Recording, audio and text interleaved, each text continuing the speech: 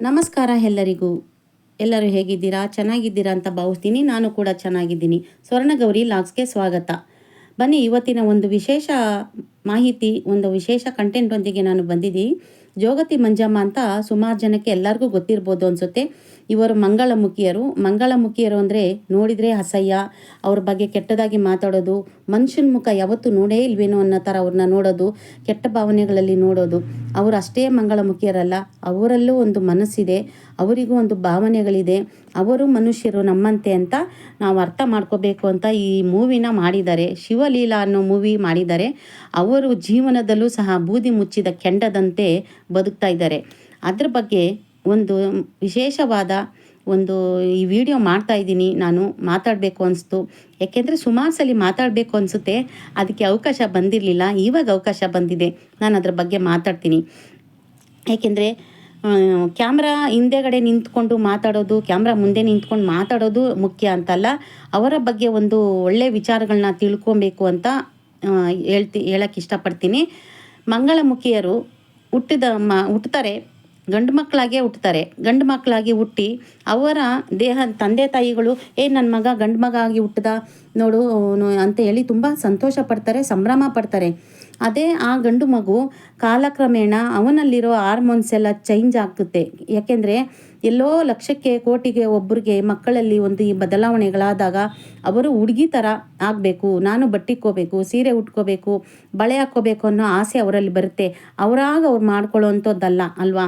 ಹಾಗಾಗಿ ಅವರಿಗೂ ಆ ಭಾವನೆಗಳೆಲ್ಲ ಬಂದಾಗ ತಂದೆ ತಾಯಿಗೆ ಗೊತ್ತಾಗುತ್ತೆ. ಅವರಲ್ಲಿರೋ ಗುಣಗಳನ್ನ ಸ್ವಲ್ಪ ಅಬ್ಸರ್ವ್ ಮಾಡ್ತಾರೆ, ಅಂದರೆ ಗಮನಿಸಿದಾಗ ನನ್ನ ಮಗ ಯಾಕೆ ಹಿಂಗೆ ಆಡ್ತಾ ಇದ್ದಾನೆ, ಹುಡುಗಿ ಥರ ಆಡ್ತಾ ಇದ್ದಾನೆ, ಅರ್ಶಿನ ಕುಂಕುಮ ಹಚ್ಕೋಬೇಕು, ಬಳೆ ಹಚ್ಕೋಬೇಕು ಅಂತಾರೆ. ಮಂಗಳಮುಖಿಯರು ಅಂತ ಅಂದರೆ ಅರ್ಧನಾರೀಶ್ವರನ ಒಂದು ರೂಪ.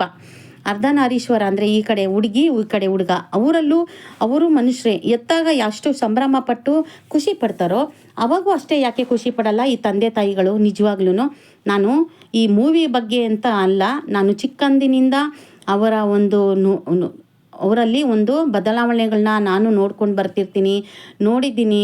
ಅವರು ಚಪ್ಪಾಳೆ ಹೊಡೆದು ಜೀವನದಲ್ಲಿ ಸಾಗಿಸ್ತಾ ಇದ್ದಾರೆ. ಯಾಕೆಂದರೆ ಅವರಿಗೂ ಒಂದು ಮನೆ ಇಲ್ಲ, ಅವರಿಗೆ ಒಂದು ಅಡ್ರೆಸ್ ಇಲ್ಲ, ಅವ್ರಿಗೆ ಒಂದು ಕೆಲಸ ಕೊಡೋದಿಲ್ಲ. ಎಲ್ಲಿಗೋದ್ರೂ ಅವ್ರು ಯಾಕೆ ಚಪ್ಪಾಳೆ ಹೊಡ್ಕೊಂಡು ಬದುಕಬೇಕು? ಬಸ್ ಸ್ಟಾಪ್ಗಳಲ್ಲಿ ಅಲ್ಲಿ ಇಲ್ಲಿ ನಿಂತು ಪಾಪ ಚಪ್ಪಾಳೆ ಹೊಡೆದು ಬೇರೆಯವ್ರ ಹತ್ರ ಕೈ ಚಾಚಿ ಬದುಕ್ತಾ ಇದ್ದಾರೆ. ಆ ನೋವು ಯಾಕೆ ಎತ್ತವರಿಗೆ ಯಾಕೆ ಅರ್ಥ ಆಗಲ್ಲ? ದಯವಿಟ್ಟು ಎತ್ತವರು ಈಗಿನ ಕಾಲದಲ್ಲೂ ಬದಲಾಗಿ ನಿಮ್ಮ ಜೀವನಗಳನ್ನ ಶೈಲಿಗಳನ್ನ ಬದಲಾಯಿಸ್ಕೊಳ್ಳಿ.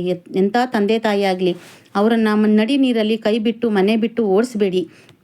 ಅವರು ಮನೆ ಬಿಟ್ಟು ಓಡಿಸಿದಾಗ ನೀವು ಎತ್ತಿರೋ ಮಕ್ಕಳು ತಾನೇ, ಹಾರ್ಮೋನ್ಸು ಬದಲಾವಣೆಯಿಂದ ಅವರು ಆ ರೀತಿ ಆಗ್ತಾರೆ ಅಂತ ಅಂದಮೇಲೆ ಯಾಕೆ ನಿಮ್ಮ ಮನೆಯಲ್ಲಿ ಇಟ್ಕೊಳ್ಳೋಕ್ಕೆ ನಿಮ್ಗೆ ಅವಮಾನ? ತಂದೆ ತಾಯಿಗಳಿಗೆ ಆ ನೋವಿನ ಕಥೆನ ಈ ಮೂವಿ ಮುಖಾಂತರ ತೋರಿಸಿದ್ದಾರೆ.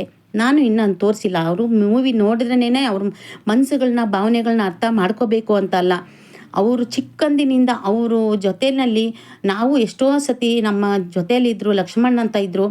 ಅವರು ಅವ್ರಿಗೆ ಅವ್ರ ತಾಯಿಗೆ ಒಂದು ಮಗಳು, 2 ಗಂಡು ಮಕ್ಕಳಾಗಿದ್ದರು. 2 ಗಂಡು ಮಕ್ಕಳಲ್ಲಿ ದೊಡ್ಡ ಮಗನೇ ಲಕ್ಷ್ಮಣ್ ಅಂತ. ಏಕೆಂದರೆ ನಾನು ನಿಜ ಜೀವನದಲ್ಲಿ ನೋಡಿರೋಂಥ ಒಂದು ಘಟನೆ ಮತ್ತು ನಮ್ಮ ಜೊತೆಯಲ್ಲೇ ಇದ್ದರು. ಅವ್ರು ಲಕ್ಷ್ಮಣ ಅಂತ ಹೆಸರಿಟ್ಟಿದ್ರು. ಕಾಲಕ್ರಮೇಣ ಆ ಹುಡುಗನಲ್ಲಿ ಒಂದು ಬದಲಾವಣೆಗಳಾಯಿತು. ಆ ಬದಲಾವಣೆಗಳಾದಾಗ ಹೆಣ್ಮಕ್ಳ ಥರ ನಡ್ಕೊಳ್ಳೋದು, ಮತ್ತು ಅರ್ಶಿನ ಕುಂಕುಮ ಹಚ್ಕೊಳ್ಳೋದು, ಪ್ಯಾಂಟು ಶರ್ಟೇ ಹಾಕ್ಕೊಳ್ಳೋದು ಬಿಟ್ಬಿಟ್ರು. ಫಸ್ಟು ಪಂಚೆ ಉಟ್ಕೊಳ್ಳೋ ಸ್ಟಾರ್ಟ್ ಮಾಡಿದ್ರು. ಆಮೇಲೆ ಕರ್ಗ ಬರ್ತಿದ್ರು. ನಮ್ಮ ಮನೆ ಹತ್ರನೇ ಕರ್ಗ ಬರೋರು. ಎಷ್ಟೋ ಸಲ ಪಾಪ ನಾವು ಹೊರಗಡೆ ಮನೆಯಲ್ಲಿ ಮಾಮೂಲಿ ಗಂಡು ಹುಡುಗನ ಥರ ಪಂಚೆ ಉಟ್ಕೊಂಡು ತಿರ್ಗೋರು. ಹೊರಗಡೆ ಹೋದ್ಮೇಲೆ ಈ ಥರ ಒಂದು ಮಂಗಳಮುಖಿಯರ ಡ್ರೆಸ್ ಹಾಕ್ಕೊಂಡು ಭಿಕ್ಷೆ ಬೇಡಕ್ಕೆ ಹೋದವರು.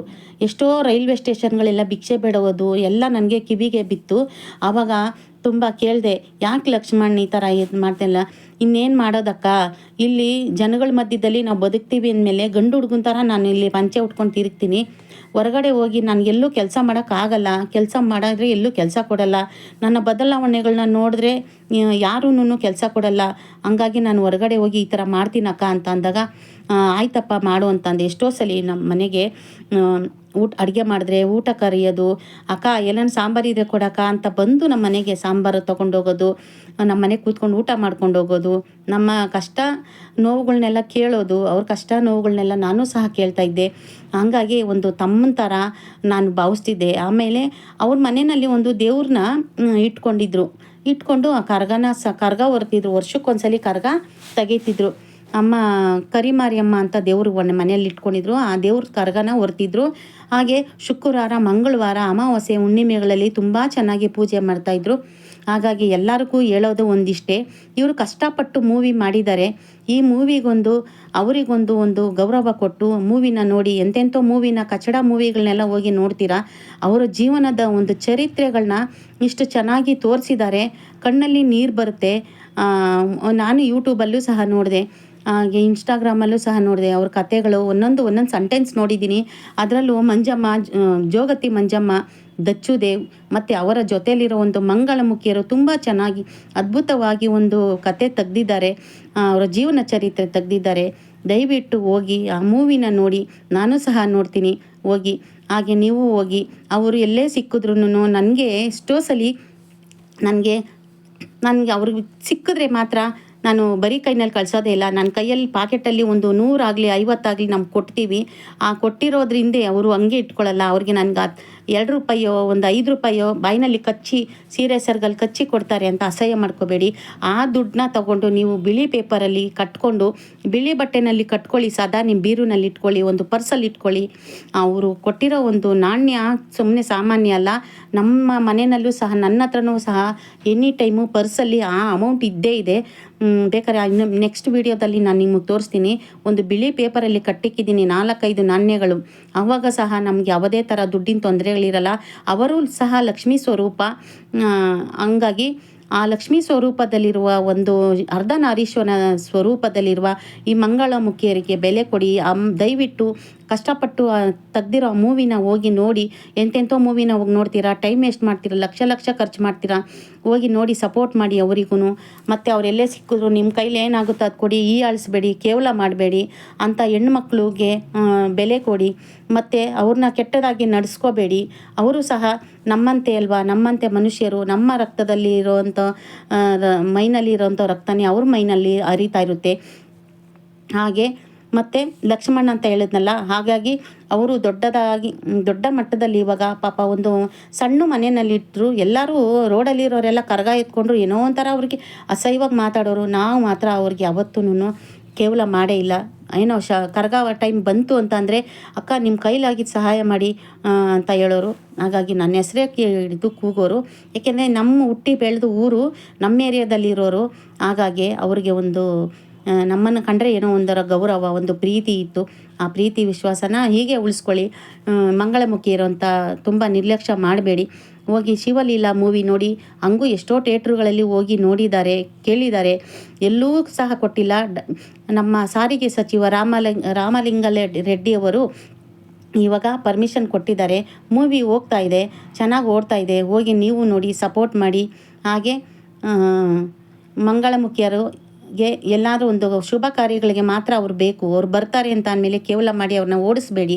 ನಿಮ್ಮ ಕೈಲಿ ಏನಾಗುತ್ತೋ ಅವರು ಕೊಟ್ಟು ಅವರ ಆಶೀರ್ವಾದ ಪಡ್ಕೊಳ್ಳಿ. ಹಾಗೂ ನಾನು ಮಂಗಳಮುಖಿಯರಿಗೂ ನನ್ನದೊಂದು ಸಲಹೆ, ಇಷ್ಟೇ ಬೇಕು ಅಷ್ಟೇ ಬೇಕು ಅಂತ ಹೇಳ್ಬೇಡಿ. ಅವರು ಪ್ರೀತಿಯಿಂದ ಎಷ್ಟು ಕೊಡ್ತಾರೋ ಅಷ್ಟು ಕೇಳಿ ಇಸ್ಕೊಳ್ಳಿ. ಅವರಿಗೆ ನಿಮ್ಮ ಆಶೀರ್ವಾದ ತುಂಬಾ ಮುಖ್ಯ. ನೀವು ಮಹಾಲಕ್ಷ್ಮಿ ಸ್ವರೂಪ. ಹಾಗೆ ಅಂತ ನಾನು ಹೇಳೋಕ್ಕೆ ಇಷ್ಟಪಡ್ತೀನಿ. ದಯವಿಟ್ಟು ನನ್ನ ವಿಡಿಯೋ ನೋಡಿರೋರು ಯಾರೇ ಆದ್ರೂ ಒಂದು ಲೈಕ್ ಮಾಡಿ. ನಮ್ಮ ಈ ಮಾಹಿತಿನ ಇಷ್ಟ ಆಯ್ತಾ ಅಂತ ಹೇಳಿ. ಇಷ್ಟ ಆದರೆ ಒಂದು ಲೈಕ್ ಮಾಡಿ, ಶೇರ್ ಮಾಡಿ. ನನ್ನ ಸ್ವರ್ಣಗೌರಿ ಲಾಗ್ಸ್ ಚಾನಲ್ಗೆ ಸಬ್ಸ್ಕ್ರೈಬ್ ಮಾಡ್ಕೊಳ್ಳಿ. ವಿಡಿಯೋ ಪೂರ್ತಿ ನೋಡಿ ಸಪೋರ್ಟ್ ಮಾಡಿ. ಹಾಗೂ ನಮ್ಮ ಜೋಗತಿ ಮಂಜಮ್ಮ ಅವರ ಜೊತೆಯಲ್ಲಿರೋ ಮಂಗಳಮುಖಿಯರಿಗೂ ಎಲ್ಲರಿಗೂ ಒಳ್ಳೆಯದಾಗಲಿ. ದಚ್ಚುದೇವು ಈ ಮುಂದೆ ನಿಂತು ಇನ್ಸ್ಟಾಗ್ರಾಮಲ್ಲಿ, ಯೂಟ್ಯೂಬಲ್ಲಿ ಎಲ್ಲ ಕಡೆನೂ ಶಿವಲೀಲಾ ಮೂವಿ ನೋಡಿ ಅಂತೇಳಿ ನೋಡಿದ್ದಾರೆ. ಒಂದು ಸೀನ್ ನೋಡಿದೆ. ಆ ಮೂವಿ ನೋಡುವಾಗೆ ಜೋಗತಿ ಮಂಜಮ್ಮ ಮತ್ತು ಅಲ್ಲಿರೋ ಕೂತಿರೋ ಮಂಗಳಮುಖಿಯರು, ಅಲ್ಲಿರೋ ಸಪೋರ್ಟ್ ಮಾಡಿರೋ ಬಂದು ಸಾಫ್ಟ್ವೇರ್ ಇಂಜಿನಿಯರ್ಸು ಸಹ ಬಂದು ಮೂವಿ ನೋಡಿದ್ದಾರೆ. ದಯವಿಟ್ಟು ಹೋಗಿ ಆ ಮೂವಿ ನೋಡಿ ಸಪೋರ್ಟ್ ಮಾಡಿ ಅಂತ ಹೇಳ್ತಿದ್ದೀನಿ. ಹಾಗೆ ಅವರ ಒಂದು ಶುಭ ಕಾರ್ಯಗಳಿಗೆ ಅವ್ರನ್ನ ಕರೆಸಿ ಮನೆ ಗೃಹಪ್ರವೇಶಕ್ಕೆ ಕರೆಸಿ ನಿಮ್ಮ ಕೈಲಾಗಿದ್ದು ಸಹಾಯ ಮಾಡಿ. ಪ್ರತಿಯೊಬ್ಬರಿಗೂ ಹೇಳ್ತಿದ್ದೀನಿ, ಅವರಿಗೆ ಒಂದು ಕೆಲಸ ಕೊಡಿ. ಎಲ್ಲೇ ಬಂದ್ರೂ ಅವ್ರಿಗೊಂದು ಕೆಲಸ ಕೊಟ್ಟರೆ ಅವರು ದುಡಿದು ತಿಂತಾರೆ, ಅವ್ರಿಗೂ ಶಕ್ತಿ ಇದೆ, ಅವರಲ್ಲೂ ಸ್ವಾಭಿಮಾನ ಇದೆ, ಅವರಲ್ಲೂ ಒಂದು ಅಂತರಾತ್ಮ ಇದೆ ಅಂತ ಹೇಳ್ತಾ ಈ ವಿಡಿಯೋನ ನಾನು ಮುಗಿಸ್ತಿದ್ದೀನಿ. ಎಲ್ರಿಗೂ ಧನ್ಯವಾದಗಳು. ಶುಭವಾಗಲಿ. ಜೈ ಶ್ರೀರಾಮ್. ಓಂ ಶ್ರೀ ಆಂಜನೇಯಾಯ ನಮಃ. ಓಂ ನಮಃ ಶಿವಾಯ. ಓಂ ನಮಃ ಶಿವಾಯ. ಓಂ ನಮಃ ಶಿವಾಯ.